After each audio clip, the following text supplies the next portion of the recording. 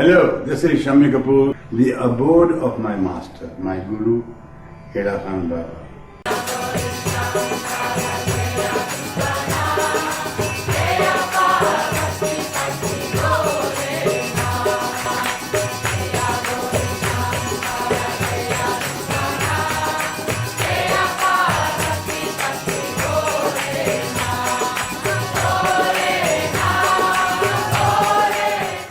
नमस्कार, जय श्री कृष्णा। मैं ब्रजेश शास्त्री, ज्योतिष टीवी में आपका स्वागत है।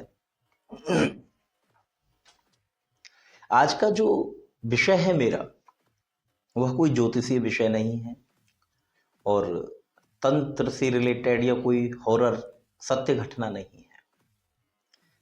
आज का मेरा जो विषय है, मैं एक अपना प्रयास कर रहा हूं एक ऐसे दिव्य महापुरुष के बारे में बताने के लिए आपको, जो अनंत काल से अपने योगमय शरीर में विद्यमान है, समय समय पर अपने भक्तों को या जो भी उनसे प्रार्थना करते हैं उनको दर्शन देते रहते हैं। उत्तराखंड को देवभूमि कहा जाता है और उत्तराखंड का यह सौभाग्य है कि उस उत्तराखंड की भूमि पर एक से एक महापुरुष, महान संत, ऋषि रहे हैं वहां पे। अगर हम आधुनिक भारत की बात करें तो आधुनिक समय पे भी वहां पर 3 ऐसी महान विभूतियां रही हैं कि जिनके बारे में जितना कहा जाए उतना कम है और अपर्याप्त है। परम पूज्य श्री नीम करोली बाबा महाराज, जिनको स्वयं हनुमान जी का अवतार कहा जाता है या स्वयं हनुमान जी का स्वरूप प्राप्त है। महाअवतार बाबा जी, जिनके बारे में तो सुनते ही आ रहे हैं और वो सुलभ भी नहीं है सब लोगों के लिए। जिस पर बाबा कृपा करते हैं उसको दर्शन दे देते हैं, और कितने हजारों लोगों को उन्होंने दर्शन दिए और आज भी दर्शन देते रहते हैं। ऐसे ही एक और दिव्य महापुरुष उसी उत्तराखंड की भूमि पर रहे हैं, जिनको हेड़ा खान बाबा या हेड़िया खान बाबा कहते थे। हेड़ा खान बाबा का जो द्वितीय अवतार था वो पूज्य नीम करोली बाबा महाराज जी के समय थे। हेड़ा खान बाबा के 2 अवतार माने जाते हैं, यानी बाबा इस संसार में लोगों को शिक्षा देने के लिए, कर्म योग की, ज्ञान योग की, मानवता की शिक्षा देने के लिए बाबा 2 बार शरीर रूप में उपस्थित रहे। सबसे पहला जो समय बाबा का रहा है, जैसा कि विद्वान कहते हैं, उनके भक्त कहते हैं, और एक प्रसिद्ध विद्वान ने उनके विषय में एक पुस्तक भी लिखी है, हेड़िया खान बाबा या हेड़ा खान बाबा के लिए। और एक बनारस के बहुत उच्च कोटि के विद्वान हुए हैं, तंत्र योग के श्री शर्मा जी थे, अरुण कुमार शर्मा। उन्होंने भी अपनी पुस्तक में हेड़ा खान बाबा का जिक्र किया है। हेड़ा खान बाबा का जो प्रथम अवतार था, ये तकरीबन 122 वर्ष यहां पर पृथ्वी लोक पर रहे। देवभूमि उत्तराखंड पर 122 वर्ष तक लगभग रहे। 1800 के लगभग बाबा आए। 1860 के लगभग बाबा की अनुभूतियां लोगों को हुई। उससे पहले भी बाबा एक दिव्य प्रकाश के रूप में लोगों को दर्शन दिए हैं। और बाबा का जो निर्वाण हुआ था या बाबा जो अपना अंतर्धान हुए थे, वो 1922 में हुए थे। और बाबा का दूसरा अवतार हेड़ा खान बाबा द्वितीय, बाबा का दूसरा अवतार जो हुआ था वो 1970 के लगभग हुआ था। और बाबा 1984 तक रहे और 1984 में बाबा ने समाधि ले ली थी। सबसे पहले हम बात करेंगे हेड़ा खान बाबा प्रथम की। हेड़ा खान बाबा प्रथम को महामुनींद्र मुनींद्र के नाम से जाना जाता था। बाबा का जो स्वरूप था बड़ा आकर्षक स्वरूप था। बाबा कानों तक छिपाने वाली कंछुई टोपी जिसको बोलते हैं, इस प्रकार की टोपी धारण करते थे। कृशकाय शरीर था बाबा का। और बाबा जो थे वो 1800 के लगभग कुमायूं मंडल में जो इसको छोटा कैलाश बोलते हैं या कुमायूनी कैलाश बोलते हैं, जिसके निकट गौतमी गंगा नदी का प्रवाह है, वहां पर गुफा में प्रकट हुए थे बाबा, उसी कैलाश पर्वत के नीचे गुफाओं में। कैलाश पर्वत के बारे में कहा जाता है कि भगवान शिव ने एक बार यहाँ पर विश्राम किया था, माता पार्वती ने भी यहाँ पर स्नान किया था। तो गौरी कुंड भी आज वहां पर मौजूद है, जो बिल्कुल गंगा की किनारे पर ही है, जिस गौतमी गंगा के किनारे पर ही है। बाबा का प्रादुर्भाव यहीं पर हुआ था। बाबा को हेड़ा खान इसलिए बोला जाता है, हेड़ा खान नाम की एक वैली है, वहां पे हल्द्वानी और रानीखेत के बीच के आसपास एरिया ये पड़ता है। हेड़ा खान नाम का कस्बा या गांव भी है वहां पे। वहीं पर ये पर्वत है, वहीं पर ये गौतमी गंगा प्रवाहित है, और वहीं पर बाबा का प्रथम, हेड़ा खान बाबा प्रथम का प्रादुर्भाव वहीं पर हुआ था। बाबा एक ज्योति के रूप में प्रकट हुए थे, बाद में शरीर का रूप धारण किया बाबा ने, और बाबा ने यहाँ पर हेड़ा खान में यहाँ पर तपस्या की। बाबा ने कई आश्रम भी स्थापित किए थे, जिसमें अल्मोड़ा में है सिद्धाश्रम, एक कौसानी में है आश्रम, और एक ये हेड़ा खान आश्रम जो कि नैनीताल हल्द्वानी के पास में है। हल्द्वानी में भी एक आश्रम की स्थापना बाद में हुई थी, जिसको कटघरिया आश्रम बोलते थे। तो ये सब बाबा का यहाँ पर आश्रम इत्यादि बाबा के रहे। बाबा इतने दिव्य महापुरुष थे कि एक ही साथ में कई सारे रूपों में भिन्न भिन्न देशों में जाके लोगों को दर्शन देते थे, जिस पर बाबा की कृपा हो जाती थी। या जो कोई भी पूर्व जन्म का संस्कार जिसका था, क्योंकि भगवान कृष्ण गीता में कहते हैं कि योग भ्रष्ट जो व्यक्ति हो जाते हैं वो जन्म लेते हैं, लेकिन उनकी लीलाएं वहीं से शुरू होती हैं। अब योग भ्रष्ट होने के बाद में जरूरी नहीं है वो भारतवर्ष में ही पैदा हो, उसकी जो भी कामनाएं रही होंगी तो उस कामना के अनुरूप वो विदेशों में और किसी भी देश में कहीं भी उसका जन्म हो सकता है। तो बाबा ने ऐसे सभी लोगों को इकट्ठा किया था स्वप्न में दर्शन दे देके। इसमें से कई सारी घटनाएं हैं जिनको मैं आपको बता रहा हूं। एक तो घटना है, एक स्वीडन के दार्शनिक थे नील्स ऑफ क्रिजेंडर, जो कि जर्मनी में ये एक म्यूजिक कंपनी की स्थापना भी की थी उन्होंने, और बहुत अच्छे विचारक थे। तो बाबा ने उन पर भी कृपा की थी।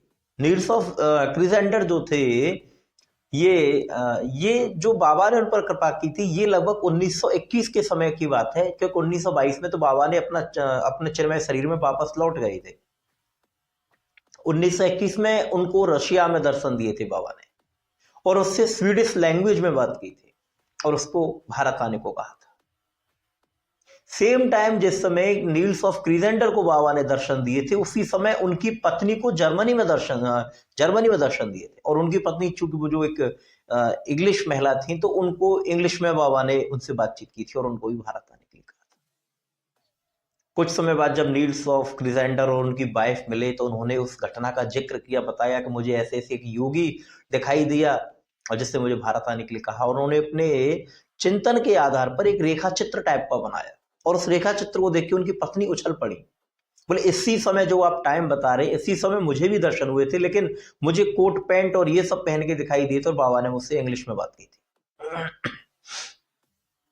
वो दोनों दंपत्ति उनसे मिलने के लिए व्याकुल हो गए, और बाद में वो उसके बाद वो भारत आए। भारत आके उस रेखा चित्र के आधार पर उन्होंने ढूंढने का प्रयास किया, और जब वो हेड़ा खान पहुंचे तो वहां पर लोगों ने बताया कि जो तस्वीर आप बता रहे हैं, ये तो हेड़ा खान बाबा से मिलती जुलती है। बाबा के परम भक्त हुए वो दोनों दंपत्ति, और 1946 तक वो भारतवर्ष में रहे यहाँ पे। तो ऐसी चमत्कारिक घटनाएं बाबा ने समय समय पर की थी। बाबा का शिव रूप थे बाबा, बिल्कुल। बाबा जो थे जब हवन करते थे, मतलब बाबा में इतनी सामर्थ्य थी कि जड़ पदार्थ को चेतन में और चेतन पदार्थ को जड़ में, और उनका स्वरूप परिवर्तन भी कर देते।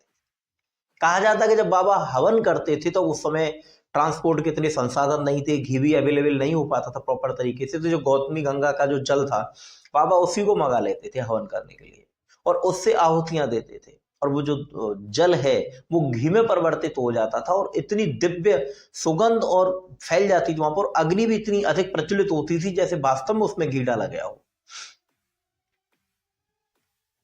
ये इस तरीके के चमत्कार बाबा के रहते थे। बाबा कब किसको कहां दर्शन दे दें कोई पता नहीं, चारों ओर बाबा की जय जयकार होती थी उस समय वहां पे। ऐसी घटना और भी आती हैं बाबा के जीवन काल की। एक बार आश्रम में भंडारा होना था, प्रसाद वितरित होना था, भगवान शिव का भोग लगना था। लोगों ने जाके देखा तो बाबा का पूरा गला सूजा हुआ पड़ा है।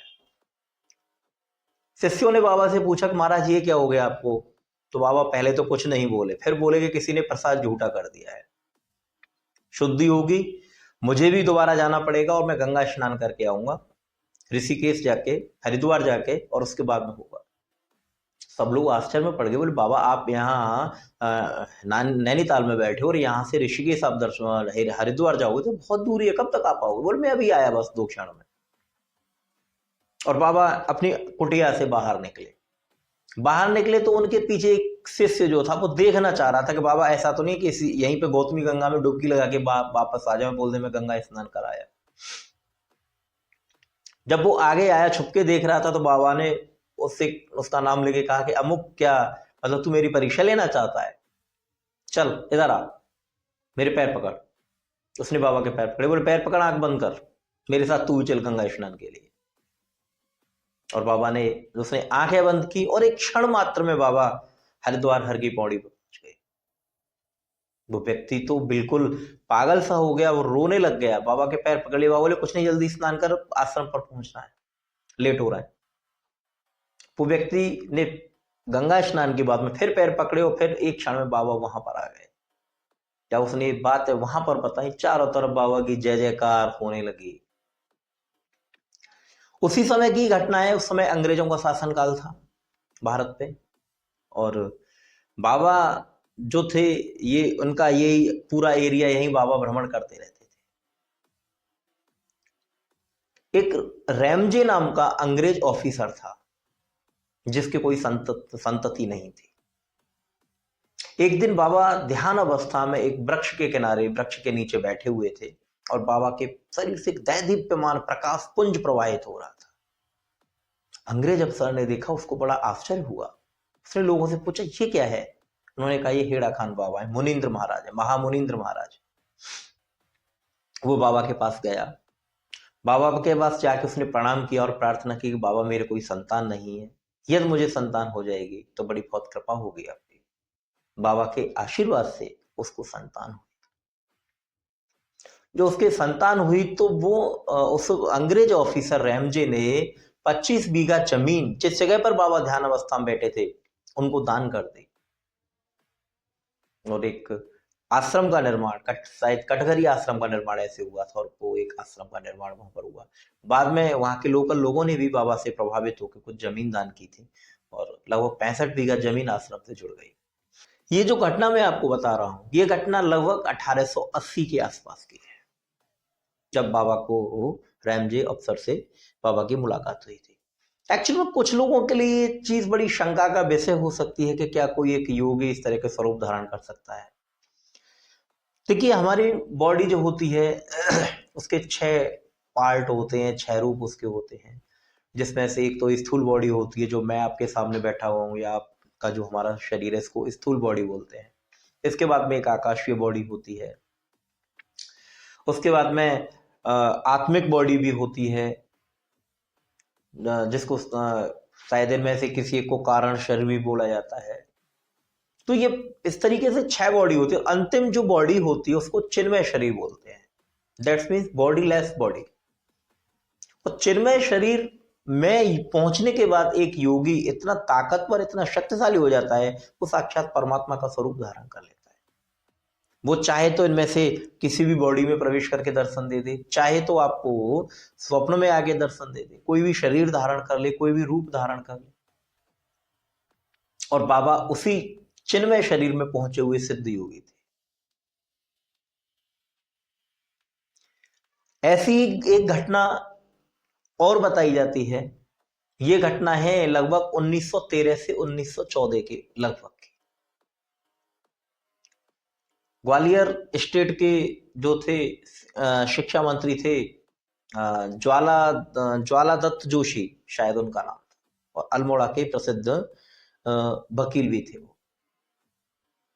एक बार वो वहां होके निकल के जा रहे थे, काठगोदाम से अल्मोड़ा जा रहे थे, और रानीबाग के लगभग उनका तांगा निकल रहा था, और वहां पर एक बिल्डिंग का काम चल रहा था, और वहां पर हेड़ा खान बाबा प्रथम यानी महामुनिंद्र महाराज एक मजदूर का काम कर रहे हैं।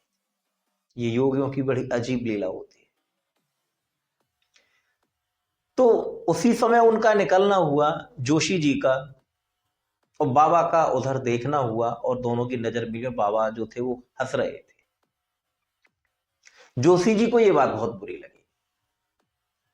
उन्होंने सोचा कि ये मजदूर जो है ये मेरा उपहास कर रहा है, मैं इतना बड़ा आदमी हूं और ये मेरा उपहास कर रहा है, मुझे देख के हंस रहा है। उन्होंने बाबा को बुलाया और उससे कहा कि तुम क्यों हंस रहे थे, तुम मुझे देख के क्यों हंस रहे थे, सच सच बताओ, नहीं तो तुमको पुलिस के हवाले कर दिया जाएगा, तुमको दंड दिलवाऊंगा, तुम मेरा मजाक उड़ा रहे हो। तो हेड़ा खान बाबा बोले भाई मैं तुम्हारी तरफ तो देखा ही नहीं, मैं तो बद्रीनाथ की तरफ देख रहा था। बद्रीनाथ का एक मंदिर का घंटा जो है, बद्रीनाथ के मंदिर का घंटा वो गिर गया है, और बहुत विशाल घंटा है, और मजदूर 20-25 मजदूर उसको उठाने का और लगाने का प्रयास कर रहे, लेकिन वो लगा नहीं पा रहे।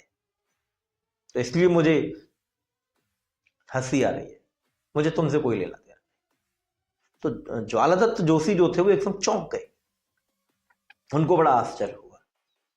उन्होंने उस आश्चर्य में और गुस्से में कि ये मुझे मूर्ख बना रहा है, उन्होंने कहा कि मैं इस बात का पता करवाऊंगा, अगर ये बात सच नहीं निकली तो तुमको दंडित किया जाएगा। तो वहां से उन्होंने एक तार भेजा गया, ज्वालादत्त जोशी के द्वारा एक तार भेजा गया, जो वहां के जो मतलब डिप्टी कलेक्टर थे, उनको शायद धर्मानंद जोशी उनका नाम था।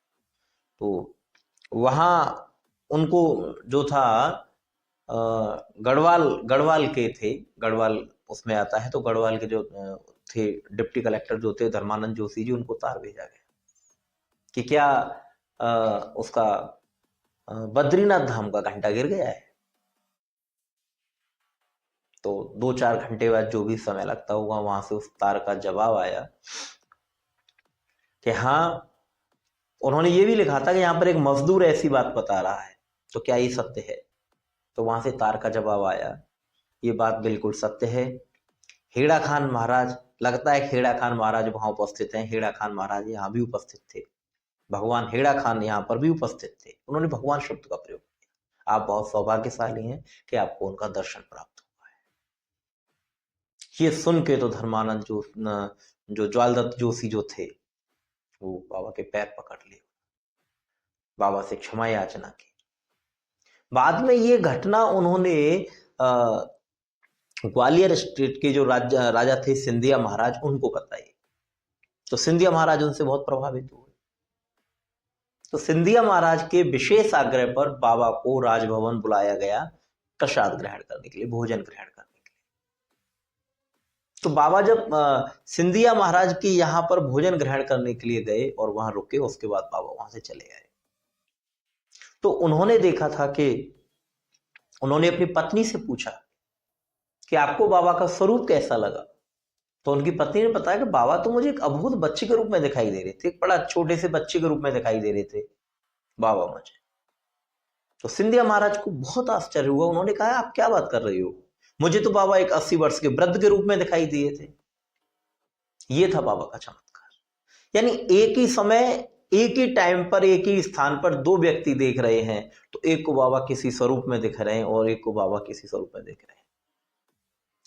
अब यहां पर वही घटना याद आ जाती है कि जब भगवान कृष्ण कंस की उसमें राज दरबार में प्रवेश कर रहे थे, और उस समय का वर्णन करते हुए श्री वेद व्यास जी महाराज लिखते हैं कि जो मल्ल मौजूद थे, वहां पे पहलवान मौजूद थे, तो भगवान उनको एक विशाल पहलवान के रूप में दिखाई देते थे। मल्ला नाम अति निर्णय नाम नरवर ऐसे कुछ करके श्लोक है, मंत्र है, मुझे याद नहीं आ रहा है इस समय। जो गोप सखा बैठे हुए थे उनको भगवान उनके मित्र के और बाल सखा के रूप में दिखाई दे रहे थे। जो 16 वर्षीय युवतियां वहां पर बैठी थी, भगवान उनको साक्षात कामदेव के स्वरूप में दिखाई दे रहे थे। जो वृद्ध लोग बैठे हुए थे उनको भगवान उनके नाती पोते के रूप में दिखाई दे रहे थे।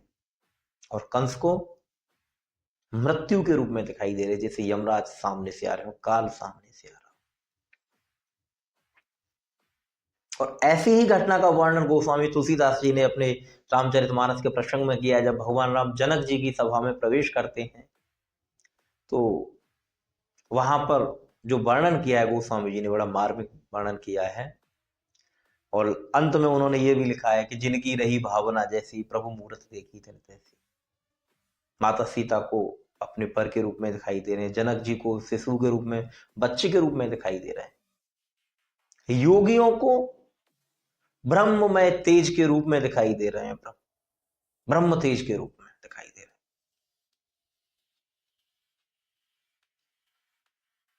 और जो राक्षस बैठे हुए थे, जो दुष्ट राजा बैठे हुए थे, उनको काल के समान दिखाई दे रहे थे। वो भय से थर थर कांप रहे थे भगवान का स्वरूप देख के। तो वही बात यहाँ पर हेड़ा खान बाबा प्रथम ने महामुनिंद्र महाराज जी ने चरितार्थ की कि सिंधिया जी को दिखाई दे रहे थे 80 वर्ष के वृद्ध के रूप में, और उनकी पत्नी को दिखाई दे रहे थे बालक के रूप में, शिशु के रूप में। यही ऐसे अनगिनत चमत्कार हैं जिनका कि अपनी वाणी से वर्णन करना बिल्कुल असंभव है। कृष्ण का शरीर था बाबा को, और कहा जाता है कि कभी ऐसा होता था कि पहाड़ों से स्खलन होना, पत्थर गिरना आम बात है। अगर पहाड़ों से कोई पत्थर गिर रहा है, कोई चट्टान, विशाल से विशाल चट्टान गिर रही है, और बाबा ऐसे करके जो हाथ कर देते, वो चट्टान वहीं की वहीं रुक जाती। भारी से भारी चट्टान को हल्का सा धक्का लगा के बाबा उठा के लग रख देते थे। ये थी उनकी योग की ताकत। बाबा ने ये भी घोषणा कर दी थी कि मैं किस समय, कितने बजे और कैसे मैं यहां से अंतर्धान हो जाऊंगा। बाबा के अनन्य भक्त थे, विदेशी भक्त बहुत थे बाबा के। जब कहा बाबा जाने किसको दर्शन दे दें। बाबा का जो दूसरा अवतार हुआ था उसके मूल में महेंद्र महाराज जी की प्रार्थना थी। महेंद्र महाराज जो थे वो बिहार का शरीर था उनका, बाबा के अनन्य भक्त थे। 11 वर्ष की उनकी लगभग अवस्था थी, और 11 वर्ष की अवस्था में बाबा ने उनको दर्शन दिए थे, महेंद्र महाराज को। और दर्शन देके बाबा गायब हो गए थे। महेंद्र महाराज जो थे वो व्याकुल हो गए बाबा के दर्शन के लिए। बाद में उन्होंने पोस्ट ग्रेजुएशन किया, लेकिन उनका मन नहीं लगा, और अंत में उन्होंने संन्यास ले लिया और बाबा को ढूंढते ढूंढते पूरे भारतवर्ष की 3 बार परिक्रमा की। अंत में वो हेड़ा खान आश्रम पहुंचे। वहां जाके उनको बाबा के विषय में पता चला। तो बाबा का जो सिद्धाश्रम था वहां पहुंचे, वहां कई दिनों तक साधना की, प्रार्थना की, लेकिन बाबा के दर्शन नहीं हुए। अंत में फिर उन्होंने बड़े आर्त भाव से, कातर भाव से बाबा से प्रार्थना की। और जब आर्त भाव से प्रार्थना की गई तो द्रवित होकर महामुनीन्द्र महाराज, भगवान हेड़ा खान बाबा प्रकट हो गए उनके साथ और कहा, बोल क्या चाहता है, क्या मांगना, क्या चाहता है तुझे। तो उन्होंने कहा, बाबा जन कल्याण चाहता हूं। उनकी चाह, तेरी इच्छा पूर्ण होगी। उसने कहा, बाबा कब अवतार लोगे, कब आओगे। बोले अभी समय है। बोले बाबा जब आप आओगे तो क्या मैं कैसे पहचानूंगा, ये लोग कैसे पहचानेंगे आप बाबा हैं, आप हेड़ा खान बाबा हैं। तो बाबा ने एक 26 अक्षर का मंत्र महेंद्र महाराज जी को बताया और उनसे कहा कि जो भी व्यक्ति इस मंत्र को उच्चारण करके बताएगा, समझ लेना वो मैं। इसके बाद उस गुफा में, जिस स्थान पर बाबा प्रकट हुए थे, दर्शन दे रहे थे महेंद्र महाराज जी को, उन्होंने एक स्थान पर उंगली करके कहा कि यहाँ पर दरवाजा था, वो दरवाजा कहाँ चला गया। तो उन्होंने कहा कि बाबा मुझे तो ज्ञात नहीं है, मैं तो अभी आया हूं यहाँ पर। उसके बाद बाबा अंतर्धान हो गए। महेंद्र महाराज बाहर निकल के आए। उन्होंने वहां पर पुजारी जी से पूछा कि यहाँ पर जो दरवाजा था वो कैसे बंद हो गया। तो पुजारी जी की आंखों से आंसू गिरने लगे। वो हाथ जोड़ खड़े हुए, बोले कि आप ही हेड़ा खान बाबा हो जो मेरी परीक्षा ले रहे हो? उन्होंने कहा नहीं, मैं हेड़ा खान बाबा नहीं हूं, लेकिन बाबा ने मुझे भी दर्शन दिए हैं, उन्होंने मुझसे पूछा। तो उन्होंने सारी बातें उनको बताई और वहां पर एक बाबा का मंदिर स्थापित किया गया, बाबा की मूर्ति स्थापना की जानी थी। वहां पे बाबा की मूर्ति स्थापना की गई और महेंद्र महाराज ने ही आकर वहां से आके वृंदावन में और रंगनाथ जी के मंदिर के पास में, ब्रह्मकुंड रंगनाथ जी मंदिर के पास में, गोपीनाथ बाजार में के पास में, और एक बाबा के आश्रम की मंदिर की स्थापना यहाँ वृंदावन धाम में भी की। महेंद्र महाराज ने जब वहां पर बाबा की स्थापना की थी हेड़ा खान आश्रम पर, वहां पे तो एक बड़ी प्रतिमा थी बाबा की और उसके काफी लोग थे और वहां पर उसका नाप चल रहा था। दर्जी मौजूद था जो कपड़ों का नाप ले रहा था कि कैसे वस्त्र पहनाए जाए, क्या किया जाए। उसी समय ही वहां पे बाहर, आश्रम से बाहर, मंदिर जहां पर था, उस मंदिर से बाहर एक दिव्य ज्योति प्रकट हुई, आदम कद शरीर की, जमीन से 1-1.5 फुट ऊपर थी और चारों तरफ जय जयकार होने लगी। महामुनीन्द्र महाराज की जय, भगवान हेड़ा खान बाबा की जय, भगवान शिव की जय। वो मूर्ति का प्रकाश जहां जहां घूमा, वहां वहां उनके पीछे वो सब लोग घूमते रहे और बाद में वो मूर्ति का प्रकाश जो था वो उस मूर्ति में समाहित हो गया। जो प्रकाश पुंज था वो मूर्ति में समाहित हो गया। तो उसी दिन, ये फरवरी की घटना है और उसी दिन बाबा का प्राकट्य दिवस भी मनाया जाता है। वृंदावन में भी मनाया जाता है, शायद फरवरी में मनाया जाता है। बाद में वो मूर्ति महेंद्र महाराज जी ने वृंदावन धाम में उसको स्थापित कर दिया था। महेंद्र महाराज जी जो थे उस समय के कई संत थे, जैसे सोमवारी बाबा थे, महेंद्र महाराज जी थे, बड़े दिव्य महापुरुष थे ये लोग। महेंद्र महाराज जी ने के एक शिष्य थे राजस्थान के गिरधारी लाल मिश्र जी, जो कि जज थे। उनके पिता एक राजघराने के राजपुरोहित थे और उनके एक भाई थे विष्णुदत्त मिश्र शास्त्री जी। वो संस्कृत भाषा के उस समय के बड़े उत्कृष्ट विद्वान में उनका नाम आता है। तो महेंद्र महाराज एक बार उनके घर वहां पर गए हुए थे, तो महेंद्र महाराज ने उनसे कहा, शास्त्री जी से कहा कि आप क्या कुछ गद्य पद्य की रचना करते हैं संस्कृत में? तो उन्होंने कहा कि महाराज जी, रोजी रोटी कमाने से फुर्सत नहीं हो पाती, तो थोड़ा बहुत लिख लेता हूँ। कुछ चीजें उन्होंने सुनाई। महेंद्र महाराज बहुत प्रभावित हुए उनसे। उन्होंने कहा आप एक काम करिए, आप बाबा के ऊपर लिखिए, हेड़ा खान बाबा महाराज के ऊपर लिखिए। उन्होंने कहा मैं तो बाबा के बारे में कुछ नहीं जानता, मैं कैसे लिखूंगा? तो उनकी एक अबोध बच्ची थी, उन्होंने कहा कि इस बच्ची को एक कॉपी और पेन दे देना, ये जितने पृष्ठों पर लकीरें खींचेगी उतने ही पृष्ठ तुम लिख पाओगे और तुम्हें आभास हो जाएगा बाबा की कृपा का। तो शास्त्री जी ने कई पुस्तकें लिखी, जिसमें कि सांब सदाशिव चरितामृत करके भी उन्होंने लिखा, हेड़िया खंडी सप्तशती भी लिखा और कुछ कथामृत करके भी लिखा। इस तरह से कई पुस्तक उन्होंने लिखी। 1969 के लगभग हेड़ा खान बाबा द्वितीय के अवतार लेने से पहले महेंद्र महाराज जी का जो समय था वो लगभग पूरा हो गया। तो उन्होंने शास्त्री जी से कहा कि देखो मेरा शरीर अब पूरा होने को है, नश्वर शरीर है, अब आप एक काम करो कि हेड़ा खान बाबा के प्रकट होने का समय आ रहा है, तो तुम इस चीज का ध्यान रखना। और उन्होंने, जो हेड़ा खान बाबा प्रथम ने उस गुफा में उनको मंत्र बताया था 26 अक्षर का, उसके विषय में उन्होंने कहा कि इस मंत्र को जो बता देगा, बोल देगा, वही हेड़ा खान बाबा का अवतार। वो मंत्र उन्होंने उनको, शास्त्री जी को दे दिया। उसके बाद में कुछ दिनों बाद महेंद्र महाराज जी ने अपना शरीर जो है वो छोड़ दिया। 1970 वर्ष शुरू हो गई और जुलाई में हेड़ा खान बाबा द्वितीय उसी छोटा कैलाश पर्वत की गुफा में, जहां पर बड़े महाराज जी प्रथम बाबा तप करते थे, वहीं पर प्रकट हुए। और लोगों को दिखाई दिए। लेकिन यहाँ पर चेहरा अलग था। एक 20 वर्षीय नवयुवक के रूप में बाबा ने दर्शन दिए थे। उसके बाद में बाबा कैलाश पर ऊपर चले गए और 2-3 महीने तक वहां पर तपस्या की। बाद में नीचे उतर के आए तो लोगों ने प्रार्थना की कि बाबा आप यहीं पर रहा करो। बाबा वहीं पर रहते थे। वहां से कुछ भक्तों ने शास्त्री जी को और उनके भाई को और वृंदावन आश्रम में चिट्ठी लिख के भेजी कि एक योगी कुछ दिनों से देखे जा रहे हैं और ऐसे ऐसे हैं, बड़े चमत्कारी योगी हैं, बड़ा आकर्षक है, लगता है खेड़ा खान महाराज दोबारा प्रकट हो गए। सब लोग यहां से भाग के हेड़ा खान आश्रम पहुंचे, वहां बाबा को देखा। सभी लोग बाबा के इर्द गिर्द घूमते थे।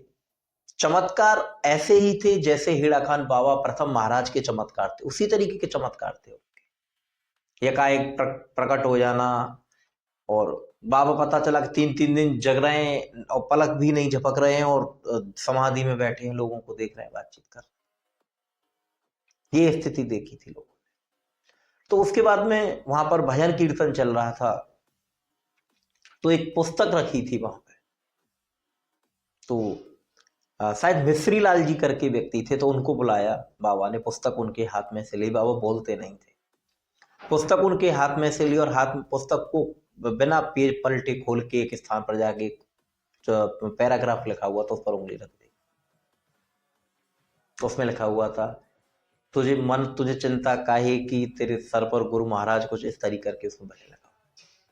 तो लोगों को पहली बार प्रमाण लगा कि हाँ, ये हेड़ा खान बाबा।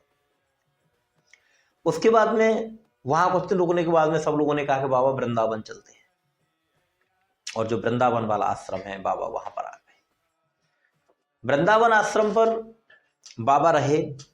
वृंदावन आश्रम पर बाबा ने आने के बाद में कहा कि भाई यहाँ पर एक देवी भागवत का पाठ कराइए।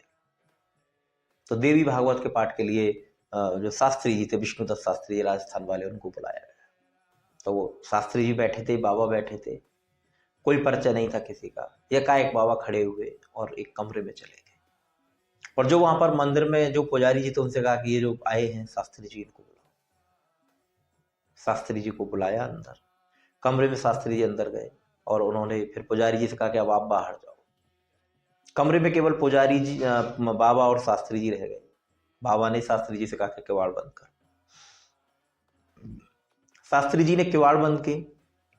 किवाड़ बंद करके जैसे ही वो पलटे तो देखा कि बाबा के शरीर से दिव्य प्रकाश पुंज प्रवाहित हो रहा था, और चारों तरफ वही मंत्र की ध्वनि सुनाई दे रही थी, जो मंत्र महेंद्र महाराज जी ने शास्त्री जी को बताया था। शास्त्री जी की आंखों से आंसू झरने लगे। उन्हें पता चल गया कि हेड़ा खान बाबा अवतार ले चुके हैं। निकल के आए, चारों तरफ जय जयकार होने लगी, और इस तरह हेड़ा खान बाबा द्वितीय का ये अवतार। यहां पर भी कुछ कहा जाता है कि कुछ लोगों ने बाबा के खिलाफ में मुकदमा भी कर दिया था कि ये कोई फर्जी महात्मा है, ये हेड़ा खान बाबा नहीं है, और जो संपत्ति है यहाँ की उसको हड़पने का प्रयास किया जा रहा है। तो बाबा को न्यायालय में प्रस्तुत किया गया। तो बताते हैं कि जज ने पूछा कि आपकी उम्र क्या है। तो बाबा ने कहा कि मेरे इस शरीर की उम्र पूछ रहे हो या मेरी उम्र पूछ रहे हो। तो जज जो थे वो चौंक गए। उन्होंने कहा मतलब?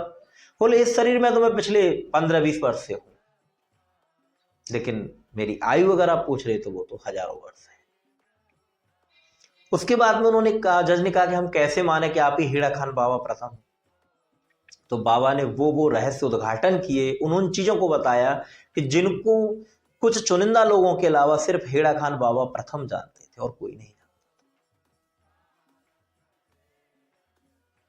देश विदेश की सारी घटनाओं को बाबा ने बताया कि उस समय वहां क्या हो रहा है, यहाँ क्या हो रहा है, ये क्या। उसके बाद में स्वीकार कर लिया गया सर्वमान्य रूप से कि यही बाबा है। बाबा घंटों बैठे रहते थे, देखते रहते थे, पलक नहीं झपकते थे, सोते नहीं थे, एकाएक गायब हो जाते थे, और जब जहां चाहे तब उनको दर्शन दे देते थे। यहाँ पर एक बात और कहना चाहूंगा कि जिस समय हेड़ा खान बाबा द्वितीय का अवतार हो, तो उसी समय राजस्थान में एक ताड़केश्वर या ताड़ेश्वर करके नाम से संत प्रकट हुए थे, वो भी हेड़ा खान बाबा थे। वो वहां पर प्रकट हुए थे, ताड़ के वृक्ष के नीचे प्रकट हुए थे, उनको ताड़ेश्वर कुछ बोला जाता था। विदेशी बहुत बाबा से जुड़े, क्योंकि बाबा कब यानी कहाँ किसको किस स्वरूप में दर्शन दे दें कोई पता नहीं था। ऐसे दिव्य चमत्कार बाबा के चलते रहते थे। बाबा से जुड़े हुए लोगों में बड़ी नामचीन हस्तियां थी, जिसमें उस समय उत्तराखंड जो था वो अलग स्टेट नहीं बना था, यूपी में ही ये सब आता था। तो CPN सिंह करके थे या CBN सिंह करके कुछ थे, जो राज्यपाल थे उत्तर प्रदेश के, वो बाबा के परम शिष्य थे। फिल्म स्टार शशि कपूर बाबा के शिष्य थे। वर्तमान जो ये फिल्म स्टार हैं प्रियंका चोपड़ा जी, इनके ताई जी बाबा के शिष्य थे। और शम्मी कपूर जी का तो बड़ा विचित्र चरित्र रहा है। शम्मी कपूर जी के ससुराल वाले बाबा के भक्त थे, और वो उनको बाबा के वृंदावन आश्रम पर लेके आए थे। शशि कपूर जी वहां नहीं रुकते थे, वो आगरा जाके रुकते थे। शशि कपूर जी शम्मी कपूर जी जो थे, इनको शराब का, मांस का और सिगरेट पीने की बहुत भयानक लत थी। और वो बताते हैं कि जब मैं आश्रम पर बाबा के सामने बैठा होता था तो मुझे बिल्कुल भी याद नहीं आता था, बिल्कुल भी लत नहीं लगती थी, और धीरे धीरे करके वो इन व्यसनों से भी दूर होते चले गए। धीरे धीरे बाबा के प्रति उनका बड़ा प्रेम जागृत हुआ। बाबा उनको महात्मा जी कह के बोलते थे शम्मी कपूर साहब से। बाद में शम्मी कपूर साहब इतने बड़े डिवोटी हुए कि उन्होंने अपने बेटी की शादी भी बाबा के आश्रम से ही की थी। एक बार की घटना और बताई जाती है यहाँ पे। एक बार शम्मी कपूर साहब जो थे वो डायबिटिक थे, और वो हेड़ा खान आश्रम पर बाबा के पर हुए थे। तो बाबा से जब वो मिलने गए तो वो मिठाई लेके गए थे, और बाबा को उन्होंने दी। बाबा ने उसमें से कुछ मिठाई निकाल के शम्मी कपूर जी के हाथ में रख दी कि आप इसको खा लेना। तो उनका जो साला खड़ा था शम्मी कपूर जी का, उसने प्रतिरोध किया, बोले नहीं बाबा ये तो डायबिटिक है, ये नहीं कैसे खा पाएंगे, ये नहीं खाएंगे। बाबा ने उनकी तरफ देखा, शम्मी कपूर की तरफ देखा, और फिर वो उनके हाथ से मिठाई लेके वापस उसी डिब्बे में रख दी और बोले अब कल तक तुझे खानी है और तू इसको खाएगा और किसी को नहीं देगा इसमें। शम्मी कपूर जी ने जो था वो बाबा की आज्ञा का पालन किया और पूरी मिठाई उसमें से खा ली। और उसके बाद जो उनकी डायबिटीज बढ़ी, उनकी हालत मरणासन जैसी हो गई। अब शम्मी कपूर जी का वेट बताते हैं लगभग 400 किलो के आसपास में था, 350-400 किलो के लगभग वेट था। अब कैसे उनको ले जाया जाए, ट्रांसपोर्टेशन की उस समय ऐसी व्यवस्था नहीं थी, तो घोड़े के द्वारा ले जाने का प्रयास किया गया, लेकिन लगा कि कहीं घोड़ा कैसे चल पाएगा इनको लेके। तो फिर जो लोहे की खदान में काम करने के लिए जो सब्बल होते हैं, उनका कुछ स्ट्रेचर टाइप का सा बनाया गया, 12-14 मजदूर इकट्ठे किए गए, इनको लेके जाया जाए, लेकिन सुलभता नहीं हो पा रही थी। अब सब कह रहे थे अरे बाबा हमने आपसे मना किया था और आपने खिला दिया, अब ये हो गया, कैसे होगा, क्या होगा। तो बाबा उन सब के सामने एक ऐसी योग लीला कर रहे थे, ऐसा लग रहा है जैसे बाबा अपने आप को गिल्टी महसूस कर रहे, बोले हाँ ये तो गलत हो। बाबा ने जब सब इसी तरह की बात कर रही थी तो एकाएक शम्मी कपूर जी की जो पत्नी थी, उन्होंने कहा, बोले ऐसा है अब इनको कहीं ले जाने की जरूरत नहीं है। मेरे पति के अगर प्राण जाने होंगे तो यही भगवान के चरणों में, बाबा के चरणों में निकलेंगे, और नहीं जाने होंगे तो भगवान मेरे पति की प्राण रक्षा करेंगे, अब मैं कहीं नहीं ले जाऊं। जैसे ही उन्होंने ऐसा कहा, बाबा ने उनकी तरफ देखा और धीरे धीरे धीरे धीरे शम्मी कपूर जी को लाभ मिलना शुरू हो गया और वो ठीक होते चले गए। 2 दिन बाद यज्ञ था वहां पे। तो यज्ञ जो होता था वहीं गंगा की तलहटी में, जो गौतमी गंगा है वहीं पर, क्यों वहां इतना स्थान नहीं था तो वहीं पर वो होता था, वहीं पर भंडारा होता था। तो बाबा ने कहा कि महात्मा जी आपको भंडारे में खीर की आहुति देनी है, आपको जाना है। तो शम्मी कपूर जी हाथ जोड़ के बोले महाराज मैं इतना नीचे कैसे उतर पाऊंगा, मैं तो बीमार हूं, मैं तो चला भी नहीं जा रहा है ढंग। बोले 1 घंटा पहले चले जाना, धीरे धीरे करके आ जाना, कोई दिक्कत नहीं। हवन हुआ, हवन में शम्मी कपूर जी ने खीर की आहुतियां दी। उसके बाद में जब सारा काम होने के बाद जब ऊपर चढ़ रहे थे तो काफी सीढ़ियां थी नीचे से ऊपर चढ़ने के लिए। तो उन्होंने कहा कि महात्मा जी चढ़िए, क्यों नहीं चढ़ रहे हैं। बोले महाराज मुझे तो चढ़ा ही नहीं जा रहा है, मैं कैसे चढ़ूं। तो बाबा ने आके उनके बगल से पीछे से ऐसे उसके कंधे के नीचे हाथ लगाया और शम्मी कपूर जी के ये शब्द हैं कि कुछ ही क्षणों में मैं ऊपर आ गया, मुझे पता नहीं चला कि मैं कब ऊपर आ गया, और ऊपर आके मैं खड़ा हूं बाबा के साथ। तो ये चमत्कार शम्मी कपूर जी की लाइफ में वहां पर। बाद में शम्मी कपूर जी मुंबई पहुंचे, वहां उन्होंने अपने डॉक्टर्स को बुला के डायबिटीज चेक कराई है कि बहुत बढ़ी हुई आएगी जाएगा, लेकिन उनकी डायबिटीज नहीं आई, और वो उनका जो डायबिटीज था वो सही हो चुका था। ऐसे थे हेड़ा खान बाबा द्वितीय के चमत्कार। एक बार एक उनकी विदेशी महिला आई थी, प्रशंसक जो शिष्या थी, उसने कहा कि बाबा मन कर रहा है कि मैं नीम करोली बाबा के दर्शन और मिल जाते तो बड़ा अच्छा लगता। वहां कि चलो चलते हैं, और कुछ ही क्षणों में बाबा नीम करोली आश्रम में महाराज जी के दर्शन करने के लिए पहुंच गए। वहां जाके बाबा नीम करोली बैठे हुए थे, तो बाबा ने जाके उनको साष्टांग प्रणाम किया। तो उनकी जो शिष्या थी, उनके मन में ये बात हुई कि बाबा तो इतने बड़े योगी हैं, इसका मतलब नीम करोली बाबा इनसे ही बड़े योगी हैं जो इनको साष्टांग प्रणाम कर रहे हैं। उसके मन में कुछ अलग भावनाएं जागृत हुई। तो नीम करोली महाराज, जो कि स्वयं साक्षात रुद्रावतार हनुमान जी ही थे, वो मुस्कराए और मुस्करा के बोला, अरे कुछ लोग ये समझ रहे हैं कि बाबा ने मुझे प्रणाम किया। भाई बाबा ने मुझे प्रणाम नहीं किया, बाबा ने हनुमान जी को प्रणाम किया। यानी जब हेड़ा खान बाबा ने महाराज जी को प्रणाम किया, तो वहां मतलब उनको स्वयं हनुमान जी के स्वरूप के रूप में बाबा दिखाई दे रहे। तो ये संत और योगियों की लीलाएं हैं, इनको समझना बहुत मुश्किल है। हर अनंत हर कथा अनंता वाली स्थिति बनती है इन सब जगह। ये थे हेड़ा खान बाबा द्वितीय।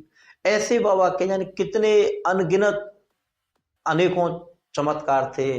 कभी बाबा कैलाश पर्वत पर ऊपर दिखाई देते थे, कभी नीचे तलहटी में दिखाई देते थे, कब चढ़ते थे कब उतरते थे किसी ने नहीं देखा। एक बच्चे जैसा निर्मल मन, बच्चे जैसी निर्मल हंसी, बच्चे जैसा स्वभाव बाबा का था। और आखिरकार 1984 में जितने दिनों के लिए बाबा उस परकाया प्रवेश कहें या कायाकल्प कहें, उसको करके आए थे, वो समय पूरा हो गया, और 1984 में बाबा अपने शरीर को, बाबा ने उस शरीर को छोड़ दिया। हजारों भक्त वहां पर जुटे थे, और बाबा की समाधि भी वहां पर बनाई गई, और राज्यपाल और ये सारे उत्तर प्रदेश के राज्यपाल वगैरह जो थे, ये सब उपस्थित हुए, और वहीं पर बाबा की समाधि बना दी। और हेड़ा खान बाबा प्रथम महाराज जो थे, वो जो काली गंगा गोरी गंगा जिनको बोला जाता है, शायद कुमायूं मंडल में के कोई स्थल पर था जहां पर ये दो नदियां मिलती हैं आपस में। तो वहां पर कुछ अपने भक्तों के साथ में कहीं से घूम के आ रहे थे, वहां के राजा ने उनके लिए पालकी भेजी थी, वो पालकी में बैठ के आ रहे थे। नदी के कुछ तट से कुछ पहले उन्होंने कहा कि अब आप लोग यही रुक जाओ। बाबा नदी की धारा में प्रवेश कर गए, और बीच नदी में जाके एक चिन्मय शरीर, एक प्रकाश पुंज के रूप में बाबा प्रकट हुए और चले अंतर्धान। और ये 1984 में बाबा अपना शरीर जो है उसको छोड़ दिया बाबा, वहीं पर बाबा की समाधि बना दी गई। तो ये थे परम संत हेड़ा खान प्रथम और द्वितीय बाबा की जो लीला कथा थी, उसके विषय मैंने आपको बताया। यहाँ पर लोगों के मन में ये प्रश्न आ सकता है कि बाबा दूसरी शरीर में कैसे आ गए और क्या हुआ। देखो, हमारी यौगिक पद्धतियों में एक परकाया प्रवेश पद्धति होती है।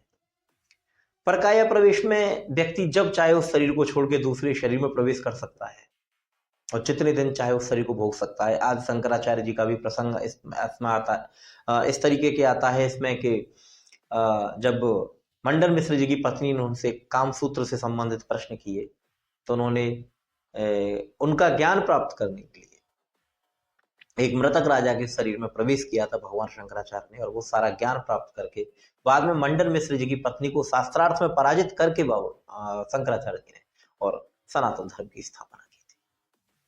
तो कबीरदास जी का भी कहा जाता है, एक बार वो शरीर छोड़ के चले गए तो उनके शरीर पर कुछ प्रेतों ने कब्जा कर लिया था।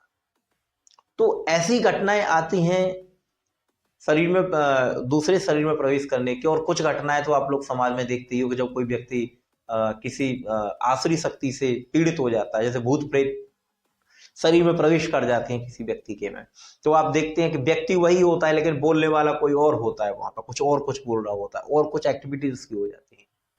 तो ये प्रोसेस भी वही परकाया प्रवेश की है, लेकिन ये अलग तरीके से कि यहाँ पर एक मृतक आत्मा किसी दूसरे के शरीर को कब्जा रही है, और वहां पर योगी अपनी यौगिक शक्ति से उस स्थूल शरीर को छोड़ के दूसरे शरीर में प्रवेश कर जाता है।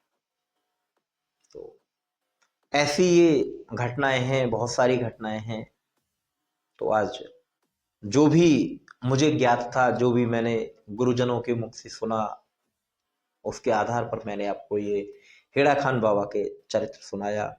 मुझे उम्मीद है कि आप लोगों को ये चरित्र बाबा का बहुत पसंद आएगा। और आज भी ये कहा जाता है, ये व्यक्तिगत अनुभव भी है, कि रात्रि को सोते समय अगर आप शुद्ध मन से और शरीर को शुद्ध रखते हुए अगर हेड़ा खान बाबा का ध्यान करते हुए ओम शाम सदाशिव, ओम सांब सदाशिव, ओम शाम सदाशिव का जप करते हुए आप लेटते हैं, तो 2-4-6 दिन में बाबा के दर्शन आपको निश्चित रूप से हो जाते हैं। ये अनुभव है। प्रयास करिए एक सिद्ध योगी की कृपा प्राप्त करने का।